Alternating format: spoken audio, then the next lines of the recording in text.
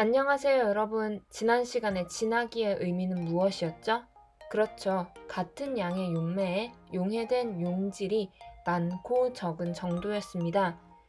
진하기를 비교하는 다른 방법도 생각해 보았나요? 색깔이나 맛으로 비교하지 않고 자나 저울의 도움 없이 안전하게 비교할 수 있는 방법은 무엇일까요? 힌트, 사해를 떠올려 볼까요? 그렇습니다.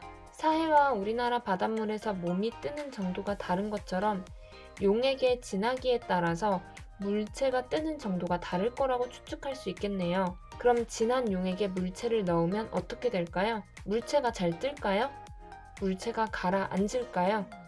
실험을 해봐야 알겠죠? 오늘의 실험 계획 세우러 가봅시다. 오늘도 지난 시간과 마찬가지로 진하기를 비교하는 방법에 대해 같이 찾아보는 시간입니다. 그래서 실험 계획에서 서로 다르게 해야 할 조건은 그렇죠. 각설탕의 양입니다. 그런데 오늘은 황색 각설탕이 아니라 흰색 각설탕을 사용할 예정입니다. 그럼 갖게 해야 할 조건은 무엇이 있을까요? 그렇죠.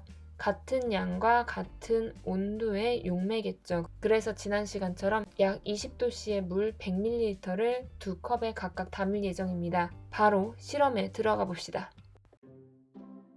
오늘의 실험 재료입니다. 컵, 설탕 16개.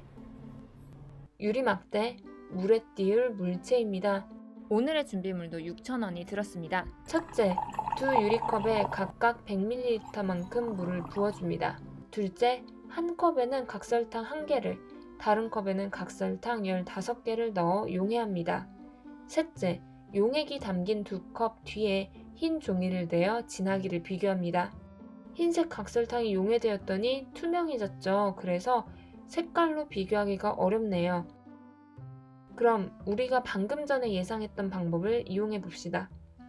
넷째, 각설탕 1개를 용해한 비커에 방울토마토를 넣고 용액에서 뜨는 정도를 관찰합니다. 다섯 번째, 각설탕 15개를 용해한 비커에 방울토마토를 넣고 용액에서 뜨는 정도를 관찰해 봅시다.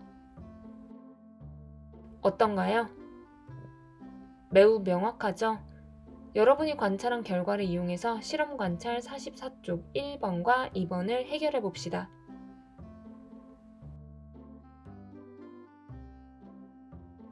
실험 결과를 보니까 용액이 진할수록 물체가 높이 떠오르네요. 그런데 다른 실험에선 어떨까요? 토마토가 떠오른 게 우연일 수도 있잖아요.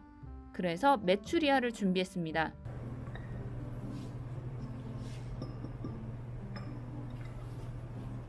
이제 확실해졌네요. 용액이 진할수록 물체가 높이 떠오르는 게 맞습니다. 그럼 동해보다 사해에서 몸이 잘 뜨는 이유는 무엇일까요? 그렇죠. 사해 물에 용해된 소금이 더 많아서 사해 물이 더 진하기 때문에 더 잘 뜹니다. 이제 같이 실험 결과를 정리해보러 갈까요? 오늘은 표, 그림, 그래프 중에 어떤 것으로 정리하면 좋을까요? 오늘은 한눈에 확 띌 수 있도록 표와 그림을 같이 이용해 보려고 합니다. 그래서 제목은 지난번처럼 용액의 진하기 비교하기입니다.